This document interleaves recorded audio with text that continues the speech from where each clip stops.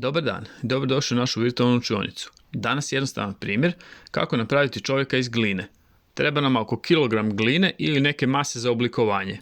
Krenuo sam s glavom, malo sam stiskao glinu da dobijemo krugast oblik. Malo ću zagrebati sa strane i odvojiti otprilike dovoljno materijala za ruke. Donji dio ću razdvojiti na dva dijela, to će biti noge. I sad imam najosnovniji oblik ljudskog tijela. Malo ću stiskanjem doraditi ruke i noge. Minimalno ću oblikovati oblik stopala i šaka.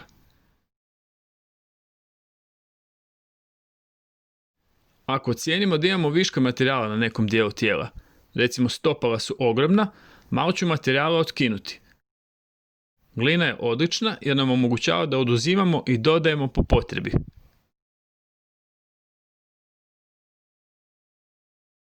Malo sam oblikovao vrat i vidimo da djeluje sve bolje. Nastalo je nešto slično čovjeku. Zvaćemo ga Perica.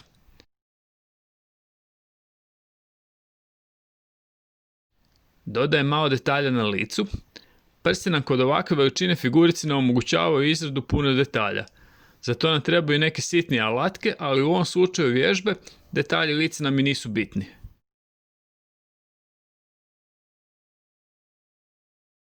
Malo ćemo pogledati kako nam izgleda figurica kad stoji. Probajmo naći ravnotežu. Perica nam je pao. Još jednom. Bum. Ajmo treća sreća.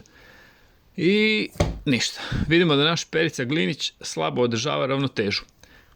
Ali nije on kriv. Malo ću ga doraditi. Glina ne daje dovoljno čestoće za, na primjer, figuricu u ovoj pozi.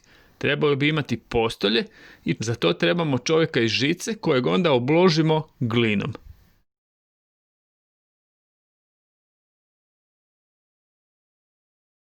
U međuvremenu sam malo produžio ruke i noge, u biti oblikovao sam ih stiskanjem.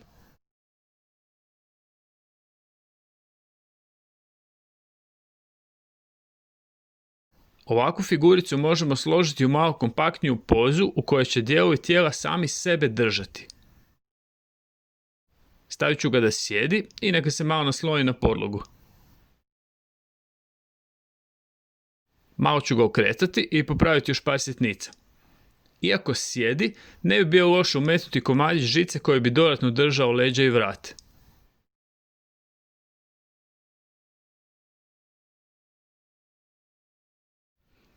Ovo bi bio primjer izrade jednostavne figurice iz gline.